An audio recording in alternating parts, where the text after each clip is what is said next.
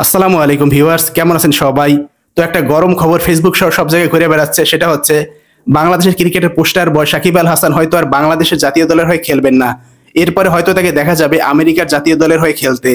তো আজকের ভিডিওতে আমি আলোচনা করব সাকিব আল হাসানকে যদি আমেরিকার জাতীয় দলের হয়ে খেলতে হয় তাহলে তাকে কি কি শর্ত পূরণ করতে হবে সেটা নিয়ে। তো নাম্বার 1 হচ্ছে আইসিসির কাছে আনুষ্ঠানিকভাবে আবেদন। অবশ্যই সাকিব আল হাসানকে এর জন্য প্রথমে আইসিসির কাছে আনুষ্ঠানিকভাবে আবেদন করতে হবে। নাম্বার 2 হচ্ছে আমেরিকার নাগরিকত্ব বা স্থায়ী বাসিন্দা। এরপর সাকিবকে আমেরিকার নাগরিকত্ব বা স্থায়ী বাসিন্দা হতে হবে। স্থায়ী বাসিন্দাকে বলা হয় গ্রিন কার্ড হোল্ডার। নাম্বার 3 হচ্ছে কমপক্ষে 365 দিন নিরবচ্ছিন্নভাবে আমেরিকায় বসবাস করতে হবে। নাম্বার 4 হচ্ছে আমেরিকার ডোমেস্টিক ক্রিকেটে অংশগ্রহণ। এরপর সাকিব আল হাসানকে নিয়মিত আমেরিকার ডোমেস্টিক ক্রিকেটে অংশগ্রহণ করতে হবে এবং সেখানকার ক্রিকেটের সাথে খাপ খাইয়ে নিতে হবে এবং সেখানকার নির্বাচকদের নজরে আসতে হবে।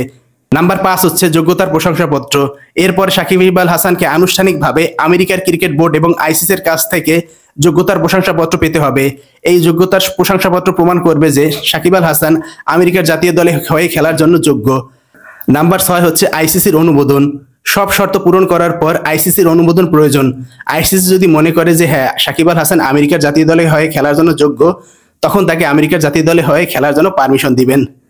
তো এই সব শর্ত পূরণ করার পরই সাকিব আল হাসান আমেরিকার জাতীয় দলের হয়ে খেলতে পারবেন। তো ভিউয়ার্স, আপনারা কমেন্টস করে জানান যে আপনারা কি মনে করেন যে সাকিব আমেরিকার জাতীয় দলের হয়ে খেলবেন। আজকের ভিডিও এই পর্যন্তই। সবাই ভালো থাকবেন। আল্লাহ হাফেজ।